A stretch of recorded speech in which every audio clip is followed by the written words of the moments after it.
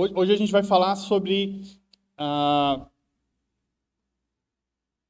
natureza do amor, e aí a segunda parte dessa ideia da natureza do amor. O nome do livro é um livro bastante desafiador, não sei se você o tem, se você teve a curiosidade de comprá-lo, alguma coisa assim, eu incentivo, até para facilitar para as nossas vidas como professores e a gente não deixar vocês só com dúvida, mas ter a oportunidade de ler o livro e tirar as dúvidas também.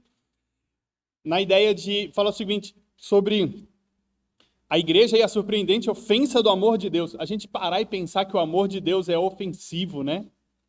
E aí, reintroduzindo as doutrinas da membresia e da disciplina eclesiástica. E hoje a gente vai conversar um pouquinho sobre como que o amor de Deus ele se torna ofensivo nas nossas vidas. Como que isso se dá, né? Como que a gente pode talvez entender um pouco mais essa ofensa. Então, como tenho bastante coisa, eu vou correr aqui. Vocês fiquem à vontade para me interromper a hora que vocês quiserem. Se vocês não me interromperem, eu vou engatar a sexta marcha aqui e vou, acelerado. Então não tem problema. E para a gente continuar, então, sobre o que foi estudado na semana passada com o pastor Adriano, pensar sobre como que Deus, então, demonstra o seu amor a nós, os pecadores. Como que, então, Deus manifesta o seu amor a nós, os pecadores? Talvez você possa se perguntar, tá, Deus se manifesta o seu amor a nós como pecadores sobre a perspectiva de um amor altruísta, um amor ágape, aquele que se doa, se entrega, faz de tudo por nós. Olha que textos maravilhosos que nós temos aqui, talvez bastante conhecidos por nós, falando sobre Deus ter dado o seu amor, dado o seu Filho por amor a nós, porque Ele amou-nos de tal maneira. Então, corroborando com essa ideia desse amor sacrificial, amor altruísta, amor que não mede esforços. E ainda a gente tem Romanos 3, fala assim, pois todos pecaram, carecem da glória de Deus, sendo justificados gratuitamente por graça, mediante a redenção que há em Cristo Jesus. E a gente vai para Efésios, e ele fala, porque pela graça sois salvos, mediante a fé, isso não vem de vós, é dom de Deus. Então, Deus, ele nos amando e tendo o homem como talvez o alvo desse amor, e a gente quando percebe isso, fica assim, puxa, Deus nos ama, e Ele olha para mim, olha para você, Ele enxerga algo legal, e Ele então foi lá e me escolheu, e me resgatou, me retirou ali do caminho de perdição e do pecado, e me dá então agora, ufa, sou salvo. Mas o livro nos traz uma perspectiva desafiadora. Olha esses outros textos aqui que a gente traz. Ele vem falar, deixa eu abrir aqui no meu, que fica pequenininho. Ele traz aqui agora uma outra perspectiva. Agora vamos pensar sobre como que Deus vê e enxerga a realidade dessa manifestação, ou como que Ele ama, então, o pecador. O que a gente percebe aqui nas Escrituras? Ele ama o homem porque ama o próprio Cristo. E ama, no caso, a si mesmo. Deus manifesta o seu amor porque Ele ama o homem e ama o seu Filho, ama a si mesmo. E a gente vai ver isso durante hoje, a manhã inteira, sobre o aspecto da manifestação do amor de Deus por Ele mesmo. Então, Deus ele não dá o seu amor apenas independentemente de qualquer coisa a respeito de nós. Agora, há pouco, nós estávamos aqui celebrando a ceia, e nesse momento a gente percebe que a redenção de Cristo Jesus, por nós, não nos vê em nós benefício ou qualidade nenhuma, benefício nós temos, mas qualidade nenhuma que me pudesse fazer alcançar essa graça.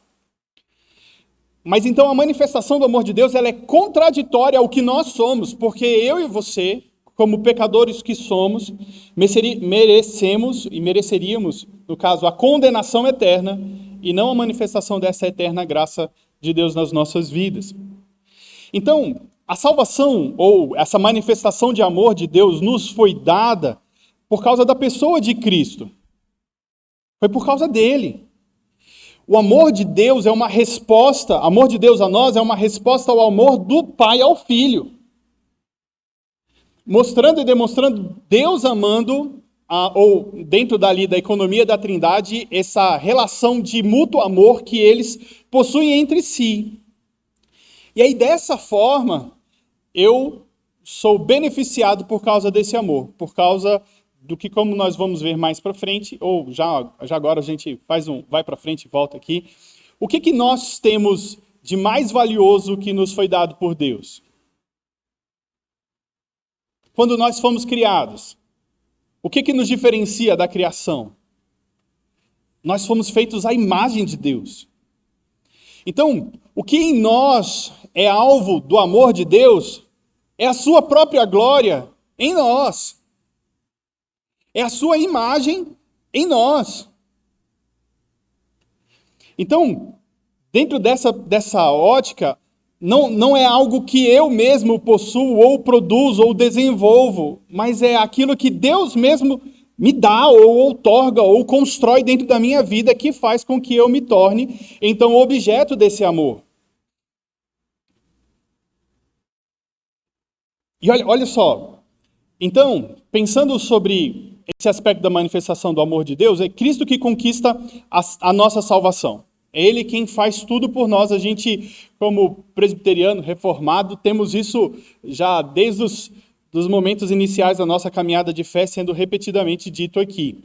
É a ação de Deus nas nossas vidas. Não há nada que eu possa fazer para poder merecer isso. Tá?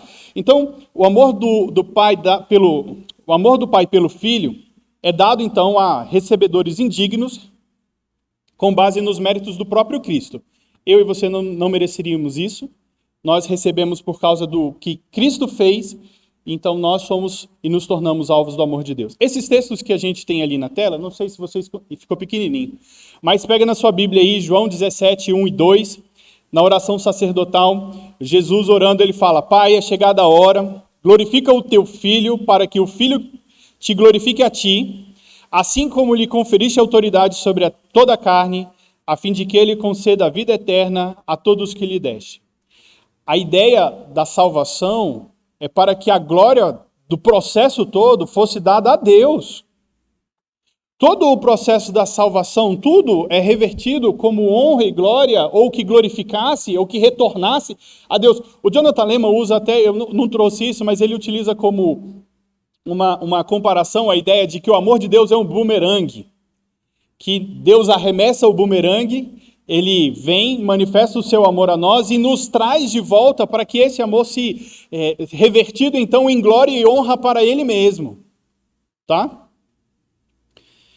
E nós temos os outros textos que você pode anotar e ler depois. Depois a gente pode mandar essas slides também, que é Romanos 3, 21 e 22, que a lei se manifestou pela justiça de Deus, testemunha pela lei e pelos profetas, justiça de Deus que mediante a fé em Cristo Jesus, para todos, e aí ainda sobre todos os que creem.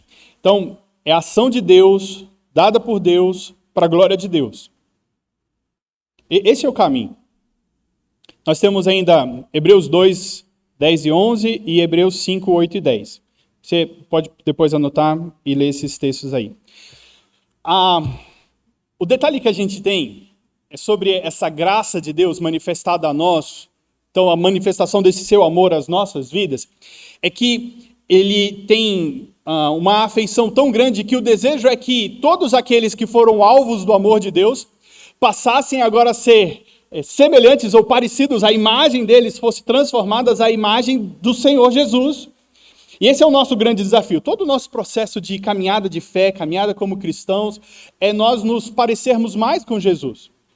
E que a cada ação, cada fato, cada elemento, estão em processo de redenção da nossa vida, de redimir, então, a nossa caminhada de fé, nós voltássemos para o jardim, onde a imagem de Cristo em nós é perfeita. Cristo vem e nos redime, e nos dá a possibilidade agora, então, de voltarmos agora sobre esse aspecto e continuarmos essa jornada, essa caminhada, e só na glorificação que isso será completamente realizado, aonde, então, todos nós voltaremos a ser voltarmos a ser semelhantes a Deus. Olha, esse é um versículo para mim singular. Abre comigo aí, sua Bíblia, em 2 Coríntios 3,18. 2 Coríntios 3,18.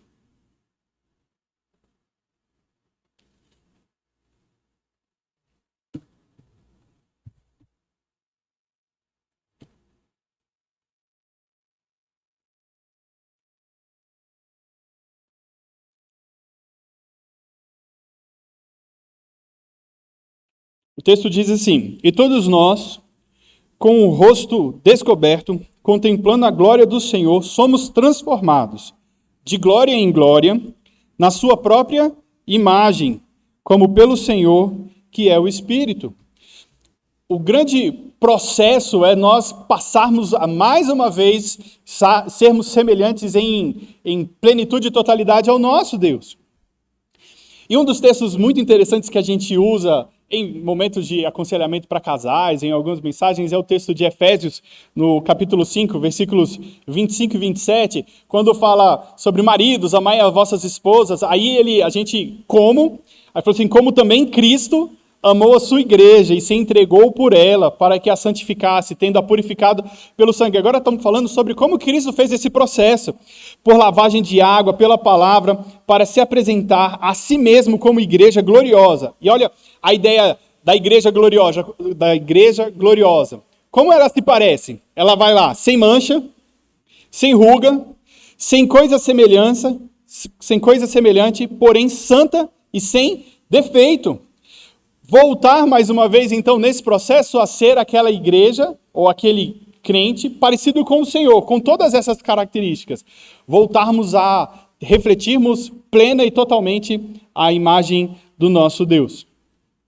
Então, nesse processo de manifestação do amor de Deus pelo pecador, ele o faz enxergando em nós a sua própria imagem e amando em nós a sua própria imagem e a glória de Deus manifesta em nós. Tá. Lembrando aqui, olha que legal. Lá na criação, o amor de Deus pela humanidade está relacionado à exibição da sua imagem. É o que eu estou comentando aqui. E lá na redenção, está ligada à exibição da imagem de Cristo Jesus nas nossas vidas. O grande ponto aqui, que a gente tem que parar um pouquinho e pensar, ok, Deus nos ama por quê? O que em nós é o objeto do amor de Deus? A imagem de Deus. A imagem de Deus. E aí, mesmo que essa imagem esteja corrompida, e a gente sabe, ela está corrompida, está embaçada, ela não reflete a totalidade da glória de Deus, nós somos pecadores. E aí, nesse processo de redenção, nós estamos em processo mesmo, em caminhada contínua, de quê? De sermos mais a cada momento parecidos com o Senhor Jesus. Essa é a caminhada de santificação. E ele então enxerga e vê em nós a imagem corrompida, e essa imagem de Cristo, mesmo que corrompida, ela é a condição para sermos o receptáculo do amor de Deus. Ou o objeto desse amor. Então, o que a gente está dizendo aqui? O que Deus ama de verdade?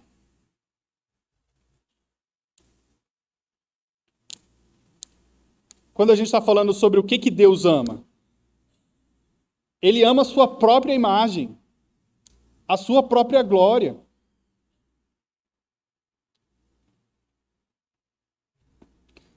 E isso a gente, puxa vida, peraí. É difícil talvez a gente processar um pouco disso, né? Tá, eu sou objeto do amor de Deus por quê? Porque Deus ama Ele mesmo. E o que eu tenho de Deus em mim? Aquilo que Deus me deu dele. Ok. Então, a gente tem que lembrar que há uma condição para o amor de Deus. Espera aí que eu tenho que passar aqui também. Há uma condição para o amor de Deus, tá? O amor de Deus, a gente fala o seguinte, o amor de Deus é incondicional. A gente já falou isso talvez, né? Ou já até você viveu, pensou isso. Não, Deus te ama incondicionalmente. Não, tem uma condição do amor de Deus. Há um porquê de Deus nos amar e há uma condição para Ele manifestar esse amor. É sempre condicional. E aí eu preciso fazer um parênteses aqui, tá, gente? Olha, por que eu falei agora há pouquinho? Para você ter o livro, ler o livro. Esse é daqueles livros que você vai ler uma vez e não vai entender muita coisa. Vai ser ler ele de novo, você vai passar o seguinte, por que esse cara escreveu isso? Aí você vai ler a terceira vez e fala o seguinte, tá, esses são capítulos que a gente tem que ler. Pelo menos eu li aqui umas 4, 5 vezes isso daqui para poder conseguir chegar no ponto da dúvida. Então eu estou compartilhando com vocês aqui, não a minha compreensão plena, mas as minhas dúvidas, tá bom? Então a gente passa a dúvida só junto. Aí a gente pergunta para o Adriano qualquer coisa. Essa é a vantagem de ser o pastor efetivo, viu? A gente pergunta para ele. Joia, vamos lá. Então sempre tem condição para o amor de Deus. Vamos lá. Pensar agora quais são as condições, e mais uma vez a gente fala sobre os dois aspectos, tanto na criação quanto na redenção. A condição para que eu e você fôssemos amados na criação era que o homem guardasse os mandamentos. Ok? Tinha lá uma regra, olha, vocês vão ficar aqui, vocês vão ser o objeto de tudo isso, o quê? Vocês precisam obedecer, não comam da árvore do conhecimento do bem e do mal, beleza? E agora, quando a gente fala na redenção a gente está falando que é condicionada à justiça de Cristo e a capacidade de exibirmos a sua glória. Aí, mais uma vez, quem é capaz de exibir a glória de Cristo Jesus na redenção? Aqueles que Deus deu essa condição. E aí, quando a gente está vendo nesse sentido, ele, por sua vontade, escolheu alguns para que pudessem ter essa capacidade de exibir agora a glória de Cristo Jesus, sendo objetos do seu amor na redenção. Olha o que o Jonathan Lema diz aqui. Todas as riquezas do amor do Pai por seu Filho amado são concedidas agora aos filhos adotivos e os co-herdeiros. Todas as afeições do amor do Pai por seu Filho amado são concedidas à noiva do Filho. Nós, agora então, a igreja, somos incorporados de modo notável no amor, vasto, imensurável, ilimitado, irrestrito, do Pai pelo Filho. Eu e você, então, passamos a ser objetos do amor de Deus por causa de Cristo Jesus. Porque Cristo Jesus outorga e nos dá agora a manifestação da sua glória na redenção para nos trazer de volta para o processo de comunhão com Deus que existia no jardim. Ele foi rompido no Éden por causa da desobediência do homem e agora ele mais uma vez construído por causa da redenção de Cristo Jesus na cruz. Ele então estende o seu amor, como o amor do Pai, ele é estendido ao objeto do amor do Filho. Sua noiva, sua igreja, eu e você como filhos adotados, e ele passa a nos amar da mesma forma que ele ama a Cristo Jesus. Aí agora a gente entra em um outro aspecto, beleza. Joia, estamos juntos, todo mundo, debaixo do cuidado e da governança de Cristo Jesus, da sua outorga, e é por isso que eu e você, como pecadores, somos amados. Há uma condição para isso. Não é todo e qualquer indivíduo que é objeto do amor de Deus. No Éden, eles perderam a oportunidade de continuar lá por causa do pecado. Agora, na redenção, somente aqueles que são alvos da manifestação ou da graça que foi conquistada na cruz do Calvário por Cristo Jesus. Tá? Então tá bom. E aí, para a gente poder pensar um pouquinho, existem 3 situações que a gente pode identificar ou reconhecer um amor verdadeiro e piedoso. O que um amor verdadeiro e piedoso, então, ele tem? Agora a gente um pouco compreendeu o amor. A gente percebeu agora como que Deus ama o pecador. E Deus ama o pecador porque ele ama a si mesmo. Joia.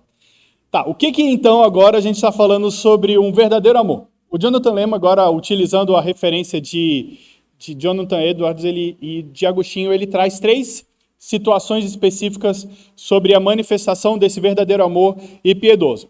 Olha o texto que ele tem ali, ele fala o seguinte: na afirmação, o amor verdadeiro e piedoso, ele consiste na afirmação da pessoa amada e na afeição por parte daquele que ama. E eu vou explicar isso daqui a pouquinho.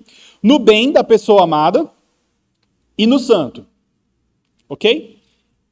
E esse aqui é muito legal. Esse aqui eu achei muito legal. Pensa aqui comigo. na afirmação, na primeira característica ali, ou na primeira manifestação da forma como o verdadeiro amor impiedoso ele se dá, ou se ele aparece. Tá? Então a gente está falando na afirmação.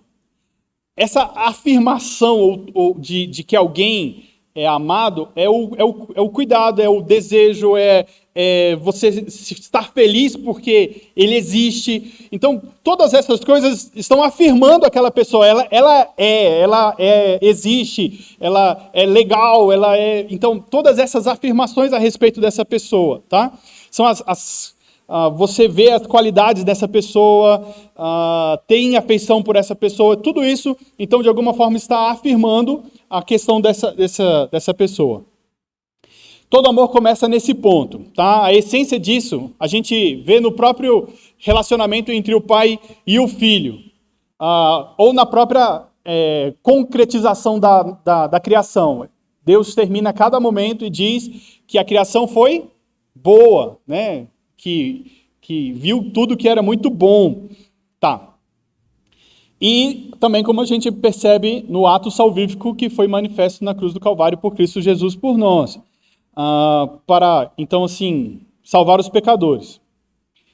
Apesar de a gente perceber na questão dos pecadores terem se rebelado contra Deus, Deus continua afirmando a nossa existência como uma coisa boa para o chamado da salvação. Porque Deus amou o mundo de tal maneira.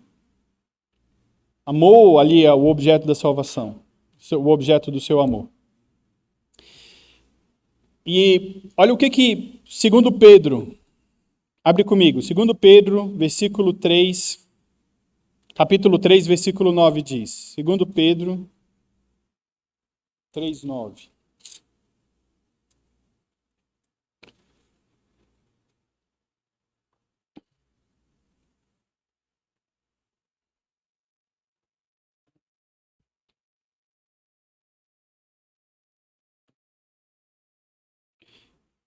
Opa, 2 Pedro 3,9, eu vou ler aqui. O Senhor não retarda a sua promessa, ainda que alguns a julguem demorada.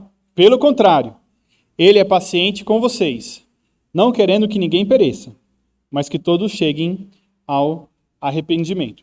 Então, a gente percebe aqui a manifestação desse amor de Deus, ou entre nós mesmos, essa manifestação do amor, essa afeição, da pessoa amada por parte daquele que ama. Então eu sou o ator do amor aqui, e esse amor piedoso e verdadeiro, ele se manifesta quando eu demonstro ou afirmo este amor pela, por exemplo, minha esposa, ou pelos meus filhos, pelos meus pais, pelos amigos, de forma a reconhecer o bem que é a existência dessas pessoas e a afeição que eu mostro ou demonstro por elas, tá?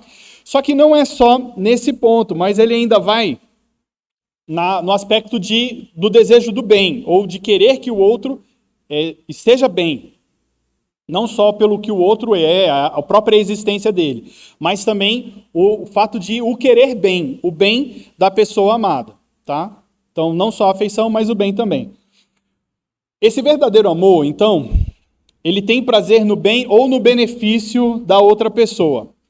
Então, olha, isso aqui é interessante, na questão do próprio cuidado, da proteção, e aonde que esse amor vai? Ele mais verdadeiramente se manifesta sobre o ponto que eu estou disposto a dar a minha vida, ou deixar de amar uma coisa em detrimento a ela. E assim, a gente ama muitas coisas, certo? Como que esse amor, então, ele comparativamente, ele pode ser observado aí?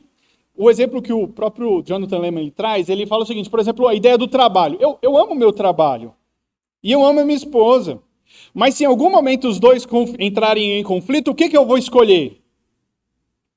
Eu vou escolher a minha esposa. O trabalho, o Senhor providencia outro, né?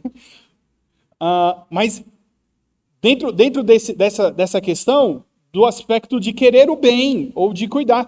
E aí entra uma outra questão. Quanto mais eu amo o outro, ou quanto mais eu me projeto, ou me vejo no outro, para poder cuidar e zelar dele, é esse tanto que é a minha disposição de viver o que 1 João 3,16 diz. A gente lembra de João 3,16, né?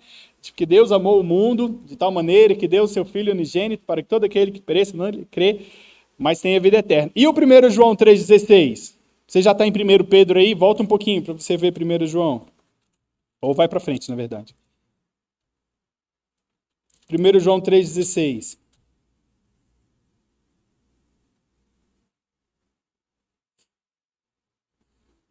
Aí ele diz, nisso conhecemos o amor, pelo fato de Cristo ter dado a sua vida por nós. Aí a gente, graças a Deus, esse amor é maravilhoso, né? E aí ele diz o quê? E nós também devemos dar a nossa vida pelos irmãos. Então vamos lá. E aí esse amor sacrificial que a gente consegue contemplar e ver muito nos aspectos familiares, né? E até buscado, na verdade, incentivado e desejado que nós, homens, o tenhamos, tá? Em função pelas nossas esposas. Esse amor sacrificial pelas nossas esposas. E engraçado, só fazendo um parênteses, o livro nem traz isso aqui, não. Nós tendemos a ter esse amor sacrificial muito mais pelos nossos filhos. A Bíblia não diz que a gente precisa ter esse amor sacrificial pelos nossos filhos, mas pelas nossas esposas. Só um parênteses aí. De chegar e falar, e a gente faz isso pelos nossos filhos. Se eu tivesse que morrer, entregar um rim, um pulmão, um coração, pelos filhos a gente vai, não vai? E entrega, vai. E pela esposa a gente fala o seguinte, peraí, né? Eu acho que eu não sou compatível. Graças a Deus, né? Não. Mas a Bíblia nos diz que nós precisamos ter o amor sacrificial pelas nossas esposas. Porque foi o que Cristo fez por nós. Ele demonstrou esse amor por nós de tal maneira que se entrega, dá a sua vida. E nesse aspecto de querer o bem. Como que eu e você temos manifestado o bem pela pessoa que nós amamos, pelos nossos relacionamentos, de nos doarmos, nos entregarmos, nos sacrificarmos? É nesse ponto aí. Olha o que ele traz aqui, e eu achei isso muito legal. Ele diz assim, é o texto que está ali, ó, é o texto que está ali. Uma pessoa se sacrificará por seu amigo quando o prazer que ele sente na vida do seu amigo exceder o prazer que ele tem em si mesmo. O prazer de dar amor é igualmente tão forte quanto o prazer da pessoa egoísta. Se não for maior, o prazer de dar amor é maior que o prazer da pessoa egoísta. Por isso, diz Atos 20:35, mais bem-aventurado é dar do que receber. Gente, a gente está começando a perceber que amar não é tão simples quanto a gente achava. E agora é que o negócio começa a complicar mais. São duas palavrinhas dessa afirmação e são as mais complicadas. A gente fazer tudo isso, essa afirmação, essa afeição, esse bem querer do outro no santo, em Deus. Qual é a melhor coisa do mundo? Deus. É Deus. E o fazer, então, amar, ter afeição, querer o bem do outro, se manifesta da melhor maneira e forma possível quando eu o faço querendo que o outro, que então é o objeto do meu amor ali, ele conheça quem? A Deus. Ele tem a oportunidade de, assim como eu sou conhecido por Deus, ele também possa ser conhecido por Deus. Esse primeiro e segundo ponto, a gente enxerga aí nos nossos relacionamentos no trabalho, na escola, na família, fora da igreja. A gente vê pessoas que manifestam, têm afeição, cuidam do outro. É possível até encontrar o amor sacrificial, talvez desvirtuado em alguns aspectos, mas a gente vê isso. Agora, quando a gente traz isso para o santo, é muito difícil a gente enxergar isso fora da igreja. Porque aqui é onde a gente tem a oportunidade de manifestar a realidade de que quem Deus é. Como eu disse, quando a gente ama outra pessoa, nós desejamos que a pessoa conheça, experimente, receba e desfrute e adore a Deus que a tudo satisfaz e é digno de adoração. Ele é tudo.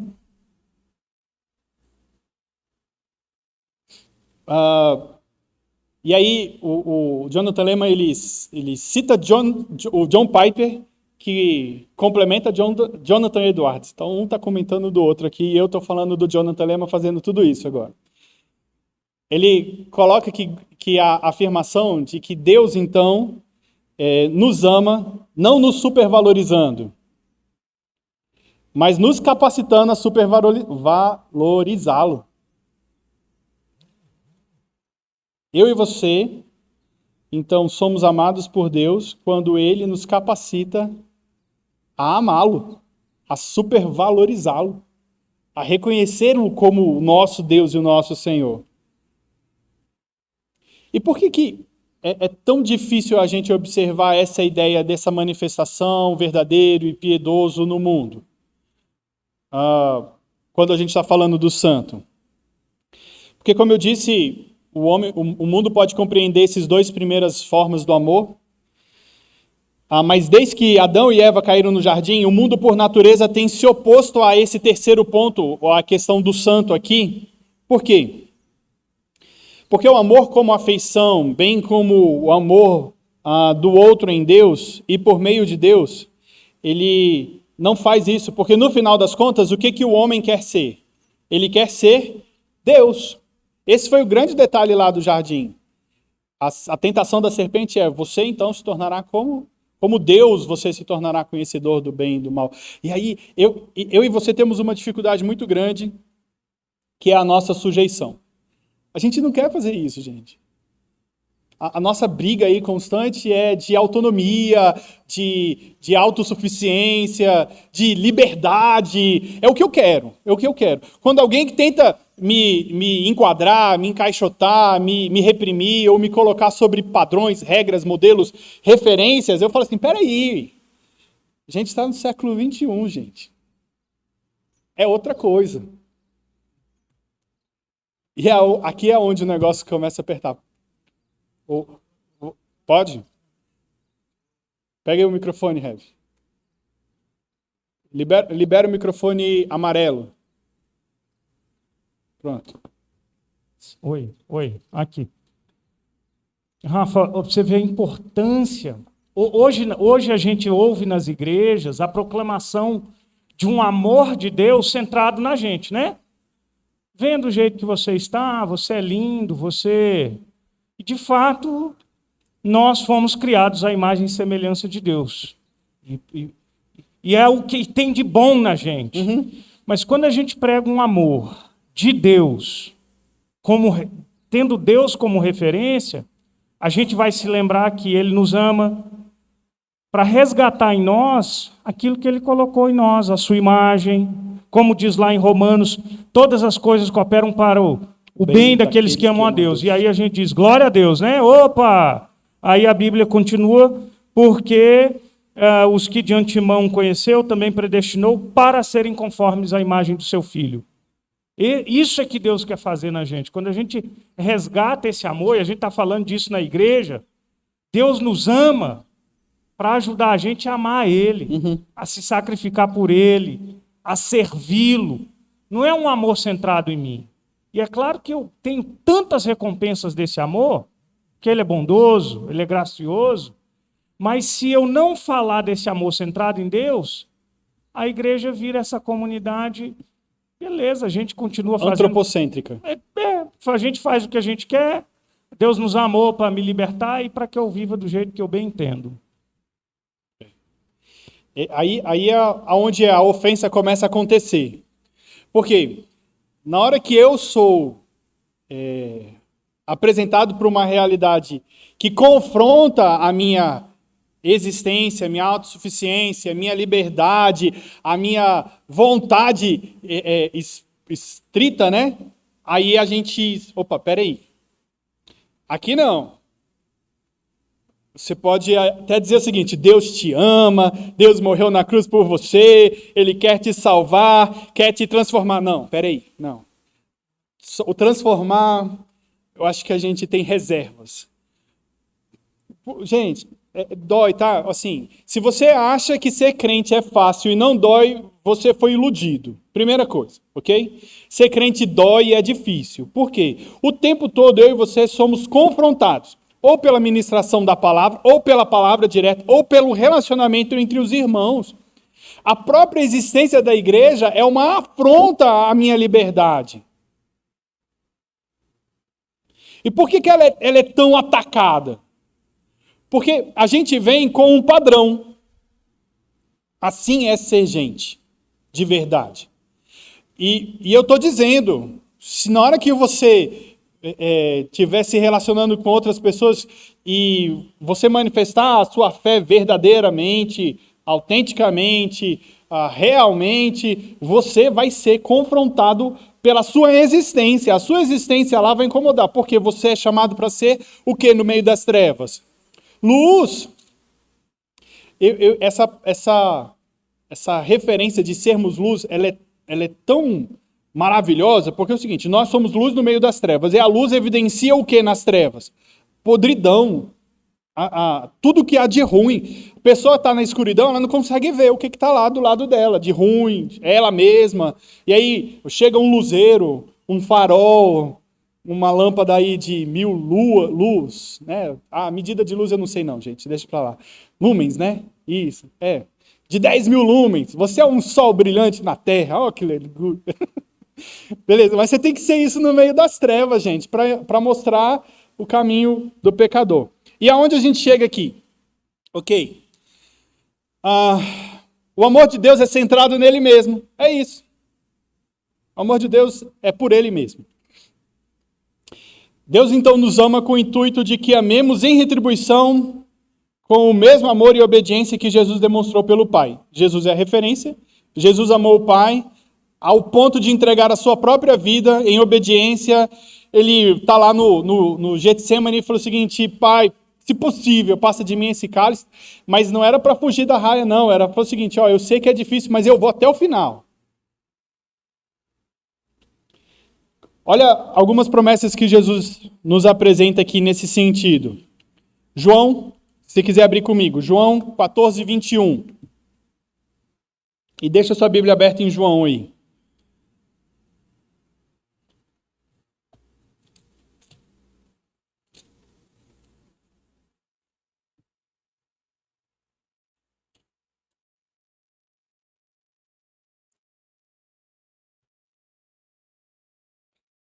Olha só, aquele que tem os meus mandamentos e os guarda, esse é o que me ama. E aquele que me ama será amado por meu Pai, e eu também o amarei e me manifestarei a ele. E aí segue para o 23. Se alguém me ama, guardará a minha palavra, e o meu Pai o amará. E viremos para ele e faremos nele morada. Aí passa 2 capítulos para frente. A gente vai lá no 16, 26 e 27.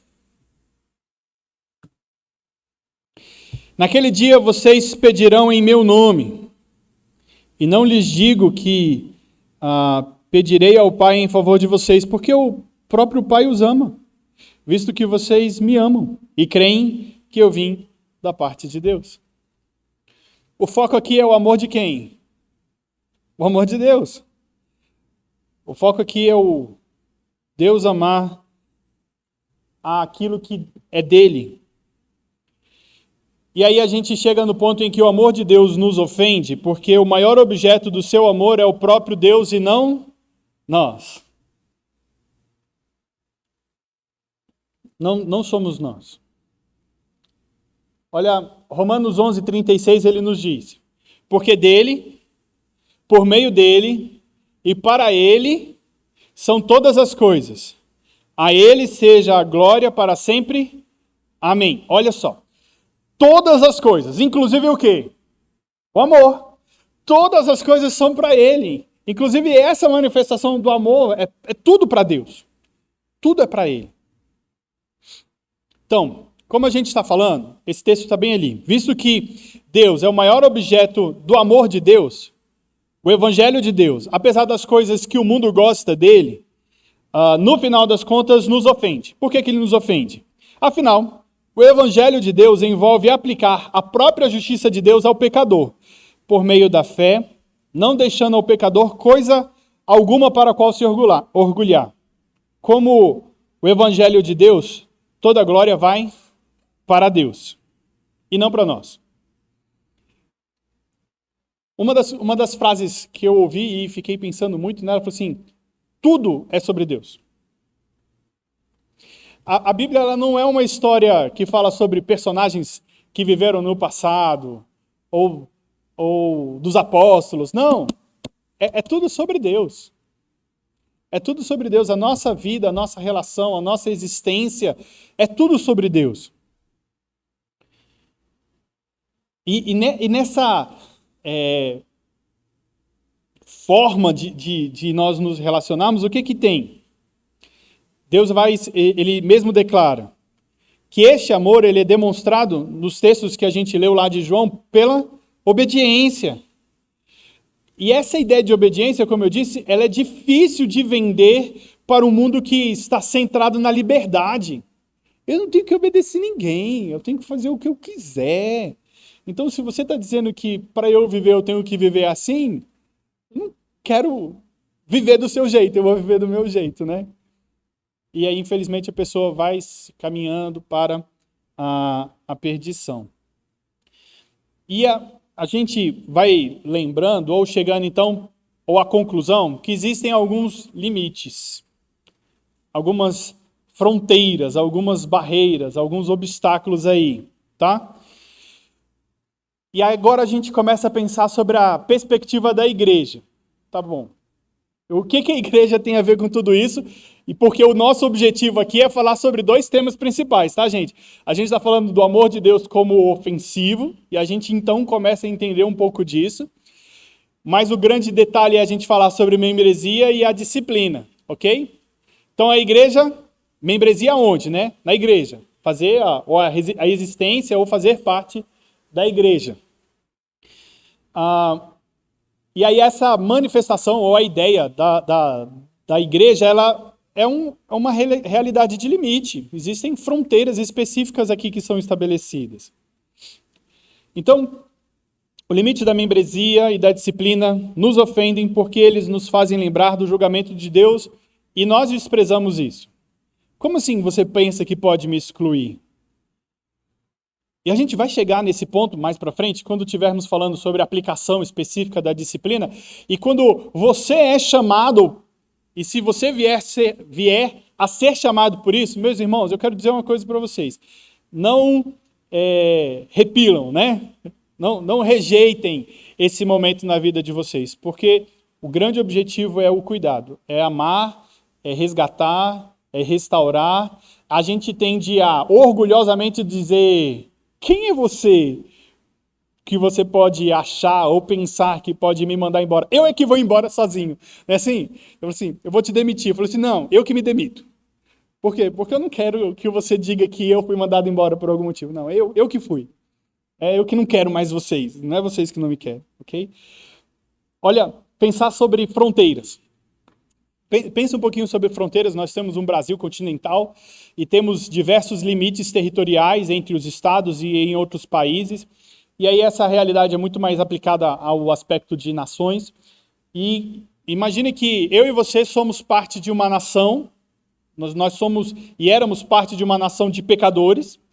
E enquanto parte dessa nação de pecadores, nós entramos agora sobre a guarda e o cuidado, quando resgatados e redimidos pelo sangue do Cordeiro, na embaixada de um reino diferente. E só que nós éramos habitantes desse país. E como agora partes dessa embaixada, nós estamos agora aqui em solo estrangeiro. Pensa na igreja como essa realidade de um solo estrangeiro. E essas fronteiras aqui. Como que os seus compatriotas, os seus amigos ou nacionais anteriormente te viriam? Se a gente percebe que essa nação, na qual aqui nós, então agora refugiados como dentro dessa embaixada, estivéssemos talvez como conquistando esse outro país do qual nós éramos parte. Muito provavelmente eles nos verão como rebeldes, dissidentes, como traidores. Você abandonou nossa nação, nosso país, nossa forma de vida, e você tem rejeitado isso. Isso talvez sejam expressões que a gente encontre na nossa família, quando nós somos alcançados pela graça e fazemos parte da igreja. Como assim? Você agora é crente, não vai fazer isso, não pode fazer aquilo, e você vai entregar o seu dízimo para o pastor, desse jeito que o povo fala com a gente, né? Eu e você como igreja somos de uma outra nação. E nessas fronteiras que nós temos, limites ou barreiras ao redor da igreja, elas os ofendem porque lembram aos olhos não regenerados que um dia, né, ou nesse âmbito, eles foram os mesmos limites, barreiras e fronteiras que um dia de um povo conquistado. A gente, quando expõe isso para as pessoas ou para o mundo, a existência da igreja, ela está mostrando, existe uma diferença entre nós e vocês. E essa diferença tem que existir. O grande problema é que quando igrejas autocentradas no próprio homem começam a derrubar barreiras, né? E viram igrejas, e esse nome é isso mesmo, inclusivistas. Por quê? Porque não tem barreira, então não é igreja, vira mundo. Uma igreja que não tem limites ou fronteiras bem estabelecidas é mundo, gente. Não é igreja. O objetivo dela não é o Senhor, é o próprio mundo. Tá? Então, isso ofende. E eu acho que eu estou chegando no final. Olha que legal. Então, vamos lá. Pensar agora sobre essa realidade da igreja. Ela vem apresentar um aspecto de julgamento. Porque a gente tem a igreja como a parte específica aí da membresia e temos então a disciplina como a aplicação dessa justiça. E há um grande detalhe. A gente tende a diferenciar ou apresentar a ideia de justiça e de amor em polos diferentes. Justiça e amor. A gente fala o seguinte, Deus nos amou, mas Deus também é... Quarta-feira eu estava com os meninos e falei isso. Deus é amor, mas Deus também é justiça, e ele aplica a sua justiça, ou o seu juízo, ou a sua autoridade sobre esse aspecto de governo. Como se estivessem em polos diferentes. Não, mas por que a justiça, o julgamento, ele está harmoniosamente andando de lado, braços dados, ombreada com o amor? Olha que legal esse daqui que o Jonathan Lehman traz para a gente. É muito legal. Mas antes de eu explicar isso, olha só a ideia de julgamento. A gente pode falar o seguinte, não, julgamento não tem nada a ver com Deus. Não, a Bíblia é cheia de juízo, gente. O tempo todo. De Gênesis a Apocalipse a gente tem juízo. Olha o texto que eu coloquei ali. Fala sobre a queda, o dilúvio, Babel, Sodoma e Gomorra, Faraó, Mar Vermelho, morte da primeira geração dos israelitas no deserto, Cordeiro Pascual, a morte de Cristo Jesus na cruz, o lago eterno de fogo ardente, que é o último momento de juízo. Todo esse aspecto que a gente está falando é o seguinte, há presença de juízo o tempo todo na Bíblia. O tempo todo. Não é algo que é distante ou antagônico à manifestação do amor de Deus nas nossas vidas. Tá? Quando a gente está falando sobre esse julgamento, ele é importante para a prática da membresia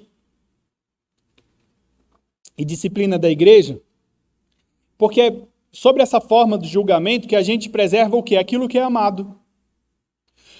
O objeto, a questão do julgamento é para poder mostrar o seguinte, o que é mais importante?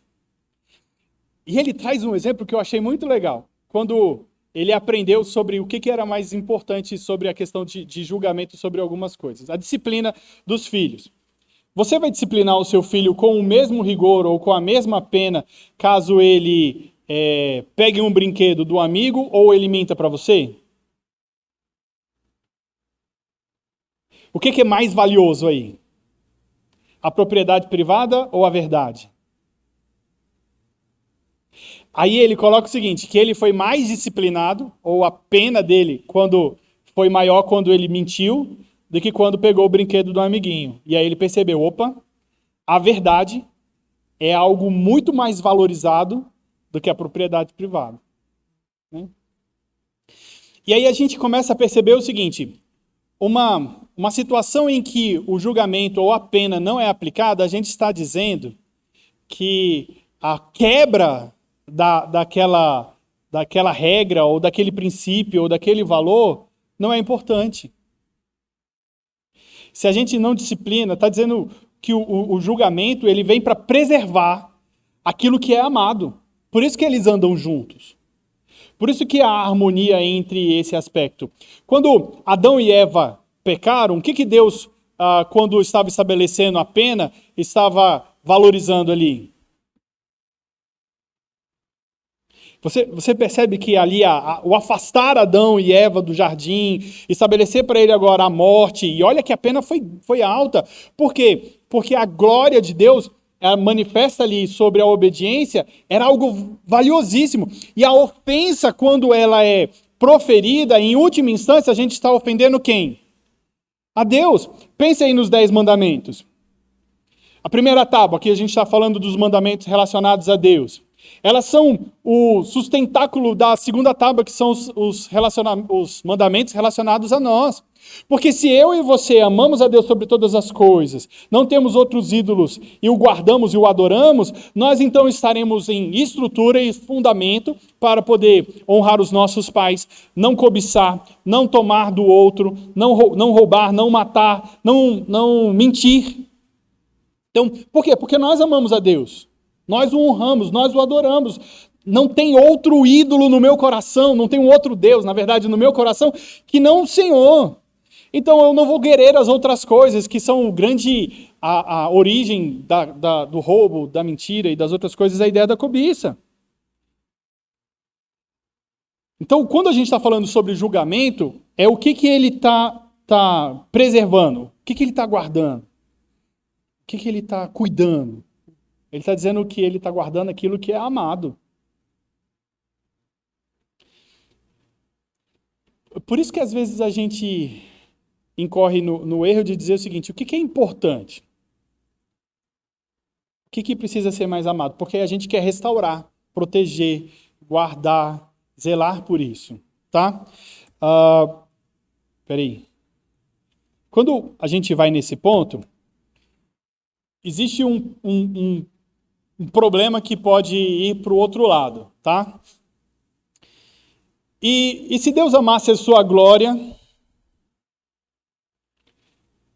mais do que qualquer outra coisa, defendendo, e como aquilo que é mais precioso, todas as coisas do mundo que redundassem em sua glória seriam chamadas de bem. E qualquer coisa que se opusesse à sua glória seria chamada de mal. E a lei de Deus seria aquilo que defenderia os padrões da sua glória. E o julgamento de Deus seria realizado de acordo com essas leis que promovem a sua glória. Esse aqui é o ponto que a gente está defendendo e entendendo. Tudo aquilo que manifesta a glória de Deus, e aí quando a gente está falando sobre nós, ou a aspecto do julgamento, é isso que a gente está preservando. Agora, e se fosse o contrário disso? E se Deus amasse nos amasse mais do que qualquer outra coisa? E as suas maiores afeições estivessem voltadas para a nossa própria glória. E a lei e os julgamentos de Deus se voltassem exatamente nessa mesma direção. Então a gente está dizendo que a lei de Deus defenderia basicamente a minha glória e a sua glória, minha e a sua glória.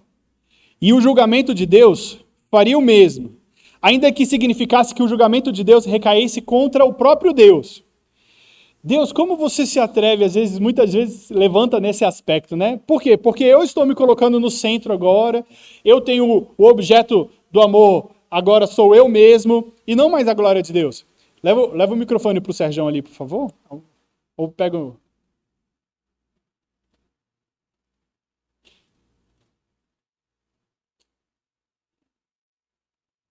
triste da história da disciplina é o seguinte, nos dias de hoje, as igrejas praticamente têm aplicado pouca disciplina, e quando aplica, tem gente metendo processo na igreja por ser disciplinado. Antigamente as pessoas eram disciplinadas quando não aceitavam sair da igreja. Hoje quer ficar na igreja, mas mete um processo na igreja. Isso aconteceu na minha cidade de 35 mil habitantes. Isso aconteceu uns meses atrás. Não sei se foi na minha igreja lá. A me contaram que foi uma pessoa, um irmão de uma igreja que aconteceu.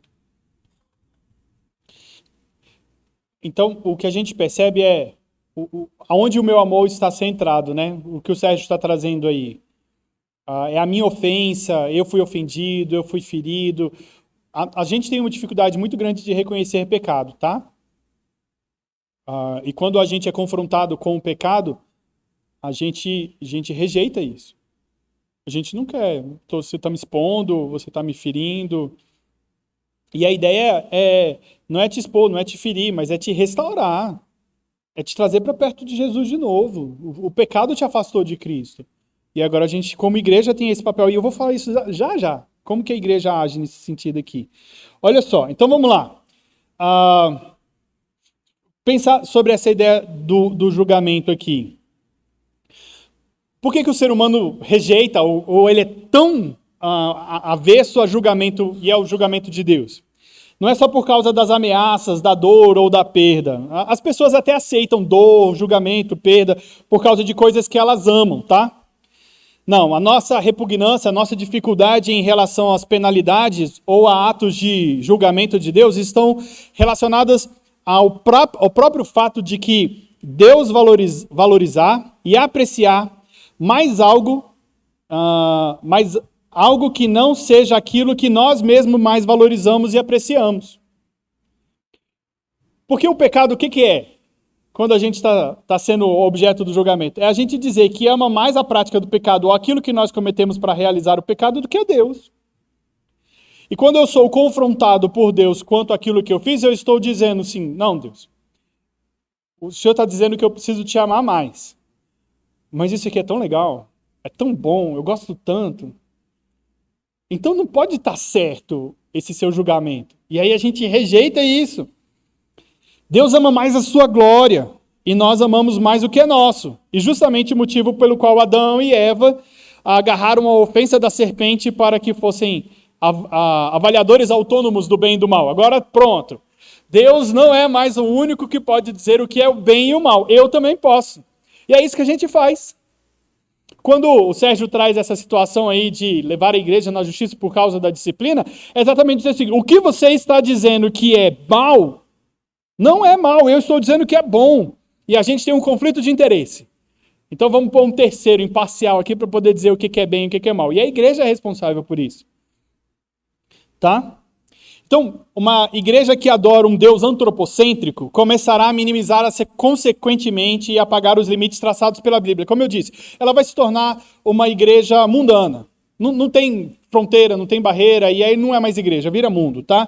E aí valores éticos vão cair, limites entre liderança masculina vão cair, estilos homossexuais e heterossexuais também vão cair, tudo isso. Tudo isso deixa de ser importante. Tá? Então vamos para frente para o meu último slide aqui, para a gente poder pensar na igreja. E o que é uma igreja amorosa, então, para a gente poder terminar? A gente está ali a foto de aniversário de igreja, né? O que é uma igreja amorosa? Deus diz para a gente o seguinte: todo filho de Adão é meu. Todos eles refletem algo de mim. Ou seja, Deus nos ama.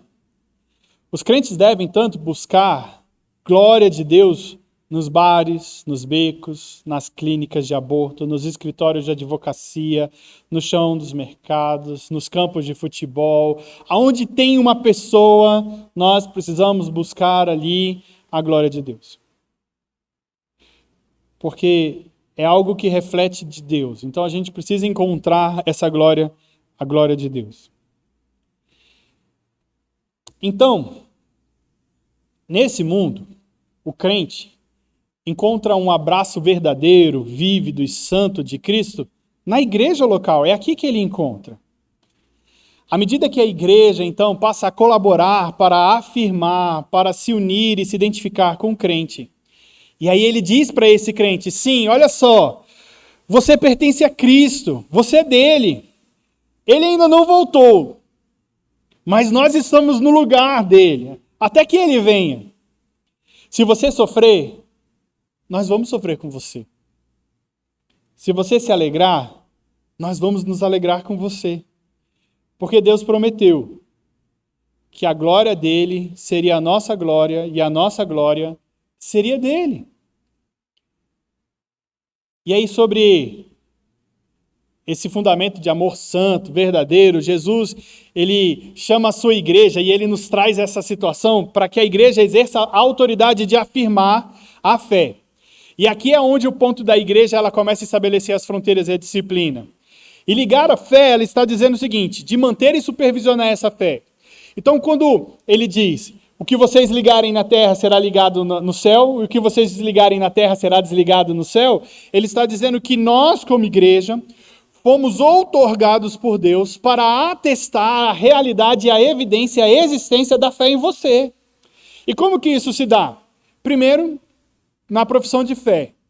Porque nós reconhecemos a transformação da sua vida no momento que vocês, então, passaram da morte para a vida. Nós passamos da morte para a vida e nós, então, aqui pelo batismo e profissão de fé, fomos encontrados e alcançados e a igreja reconhece. Você é de Cristo. Te abraçamos. Ok. Mas a gente pode errar. A gente pode errar. E aí o que acontece? Para evidenciar, supervisionar e avaliar essa realidade da fé, a gente entra o quê? No aspecto da disciplina. Porque esse que se rebela, contrário à palavra de Deus, aquilo que são os princípios estabelecidos por Deus, eu e você como igreja, e aí estabelecida aqui uma estrutura toda específica para poder fazer isso, nós temos então a responsabilidade como igreja de supervisionando isso, sem derrubar, supervisionando isso, avaliar, olha, você hoje está numa situação em que a evidência de fé não se mais faz presente na sua vida. Você ama mais o pecado do que a Deus. Você se virou as costas para o Senhor. Você não está se sujeitando à autoridade da igreja. E nós reconhecemos que essa fé que um dia nós vimos em você não está mais presente. Nós erramos. E aí essa é a situação de dizer que você não mais faz parte do rol daqueles que foram alcançados pela graça de Deus. O que a gente está dizendo aqui é que, especificamente, Deus dá uma caneta nas mãos da igreja e diz: escreva o nome de todos aqueles que professam e me seguem, inclua-os e diga ao mundo que eles são um de nós. Vocês podem até mesmo chamar os jornais, acordar os vizinhos e pedir que eles se alegrem. Meus filhos estão em casa. E como supervisores desse processo, nós vamos ter que continuar afirmando quem são os filhos e são aqueles que não são filhos. E essa é a luta da disciplina diária que a gente vai, da membresia, do aspecto da gente estar vivendo como igreja. A igreja amorosa é aquela que abraça e busca encontrar a glória de Deus manifesta onde ela estiver, na vida daquele aonde ele estiver, trazendo para perto da igreja e transformando a vida desse, acompanhando o processo de transformação da vida desse, até que todos nós, como nós dizemos aqui, nos tornemos mais parecidos à imagem do Senhor. Amém? Que Deus nos abençoe, em nome de Jesus. Vamos orar? Feche seus olhos. Senhor, obrigado por causa do teu amor que o Senhor tem pela tua própria glória, pelo teu próprio Filho, pela imagem do Senhor em nós. Obrigado porque o Senhor nos chama a reconhecer esse amor e vivermos por este amor, centrados nesse amor, Deus, e que a gente não seja egoísta, mas sim, olhando para o Senhor, possamos te amar. Ô Pai, ajuda-nos nisso, porque é tão complicado para a nossa compreensão, sobre a influência do mundo, perceber o amor do Senhor nas nossas vidas dessa forma. Mas nós pedimos, ajuda-nos, ó Pai, em nome de Jesus.